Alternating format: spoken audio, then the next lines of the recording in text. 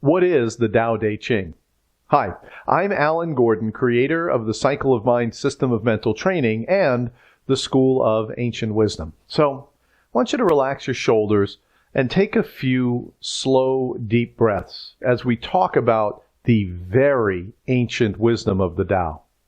The Tao Te Ching is a very important book, and it should be part of your library. Now, in several videos, you've heard me talk, right? The outer world and the inner world. Well, the Tao Te Ching is like an instruction manual for the inner world, and that's why I think the book is so important. The entire book, the Tao Te Ching, is written like a riddle, yin and yang, outer and inner, positive and negative. But understanding this riddle, understanding these paradoxes, is the key to entering the inner world. You've got to relax into the paradox and experience for yourself that the skills that you've been using in the outer world do not apply at all in the inner world. Very, very different skill set, which we'll talk about.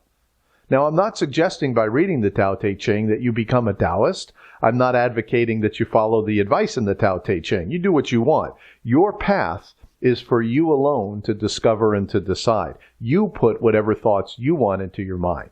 What I am saying, look, if we're going to study ancient wisdom and we're going to sort through it, we're going to pull out the really good stuff, the Tao Te Ching is the good stuff. It is a direct channel of ancient wisdom, perfectly and indisputably preserved in its original form. Now, it's a pretty short book. It's 81 sections, and each section is no longer than one page, and some sections are only a few lines.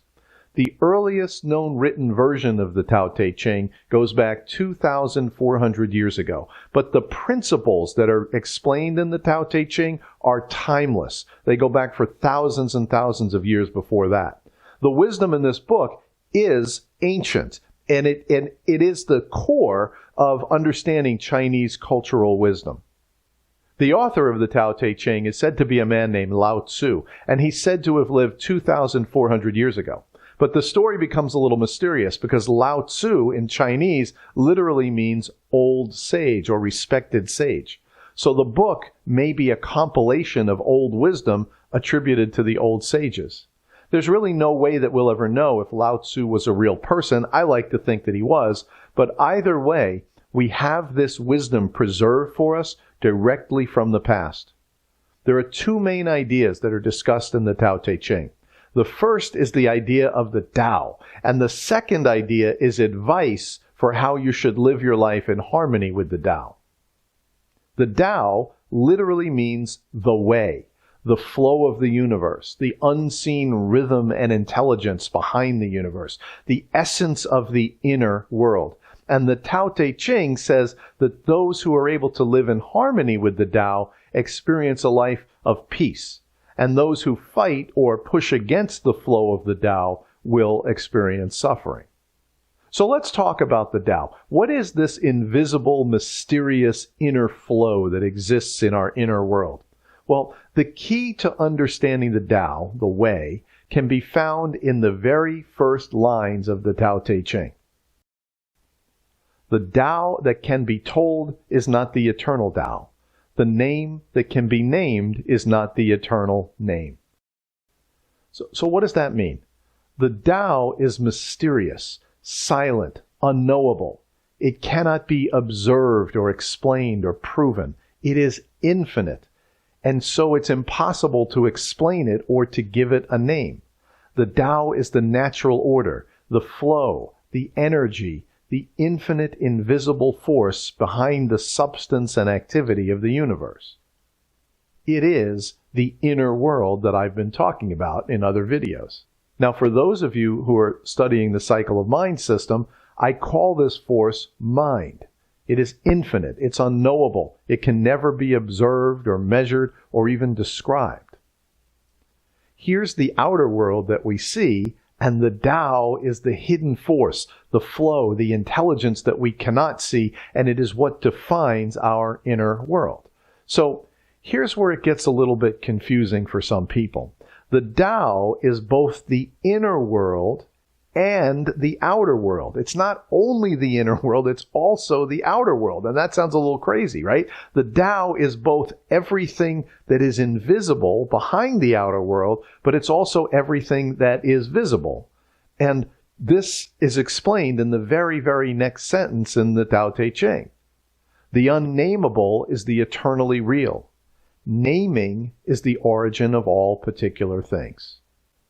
The Tao is the yin and the yang of the universe. When it has no name, it is still and unseen underneath. It's silent. It's the creative force behind the universe. When the Tao is in motion, it becomes the infinite number of things that we see in the universe. For those of you studying the cycle of mind, mind is the infinite creative force behind the universe, but everything that exists is also mind. Mind, the Tao, has two states, yin and yang. It is both. It is silent and unknowable, and it is also everything we see and know. Everything is mind. And coming to understand this paradox is the key to exploring your inner world. The unnameable is the eternally real. Naming is the origin of all particular things. Now, I want you to get a feel for this, what they're really talking about in the Tao Te Ching. I want you to close your eyes for a minute. Relax and take a couple of deep breaths as I speak. And with your eyes closed and your mind relaxed, I want you to observe your thoughts as they come to you. As your thoughts randomly arise, I want you to observe how you process these thoughts with your mind. So sit for a few seconds and just observe these thoughts as they come to you. As your thoughts arise, or as you feel sensations in your body, notice how you put a name to everything. If your ankle, feel a little twitch in your ankle, well, that's a twitch in my ankle. Now, with your eyes still closed, instead of naming everything, I want you to clear your mind of all names and all labels. As the Tao Te Ching says, naming is the origin of all particular things. The unnameable is the eternally real. So, in the inner world, we allow everything to exist without comparing, without borders, without separation. We let everything flow. In the inner world, we are part of everything, and everything is part of us. Letting go of the need to name everything, to analyze everything, to count, and to compare. This is how you enter the inner world. And as I've said many times before, the skills that you use in the outer world are of no value in the inner world. Now think about this. From the time we were born, our well-meaning parents taught us the name of everything. They taught us to count and to categorize and compare. Look, I say these very same things to my own grandchildren. Do you see the clouds in the sky? Do you see the trees? Do you see how many leaves there are in the trees? Do you see the squirrels and how they climb up and down? Do you hear the birds singing? There's a blue car. There's a red car. There's a big green truck. How many fingers do you have? Let's count them. Which one is bigger? Which one is smaller? This is how we teach our children. Everything in the universe has been named for us and categorized and analyzed and compared. These are the skills we use in the outer world. And here's the thing. Our biggest fear in life is to let go of the outer world that we know and we understand. But if we don't let go of the outer world, we will never experience our inner world. In the outer world, we separate things. We look for differences. In the inner world, we become a part of everything. We feel our connection to everything in the universe without boundaries and borders. Close your eyes again and imagine a world with no names, no numbers, no categories, no differences. Let your mind spread out to encompass everything. See a world where everything just is, without any judgment, without comparison.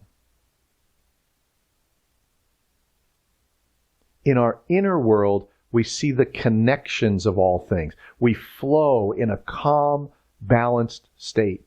As soon as we categorize, we start separating ourselves from this unity.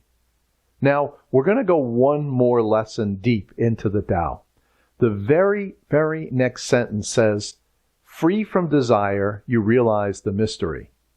Caught in desire, you see only the manifestations. Now, think about what that says. Only when you let go can you experience the Tao, the infinite mystery. Until you let go, all you see is the outer world, the manifestation. We live in a world of yin and yang, inner and outer, invisible and visible, infinite and finite, unknowable and known. We are both. And that is the key to reading the Tao Te Ching. The polarity of the universe, the yin and the yang, the inner and the outer.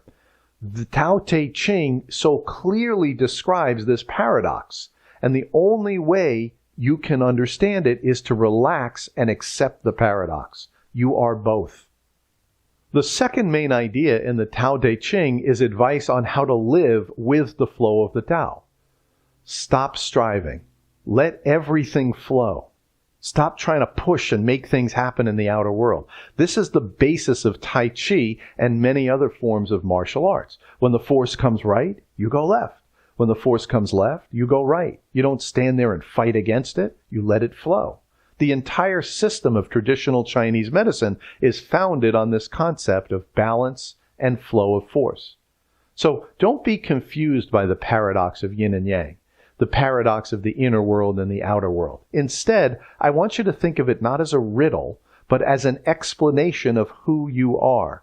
You are made of this polarity. You are both an inner being communicating with intuition, flow, balance, and harmony, and you're also an outer being communicating by analyzing, categorizing, and comparing.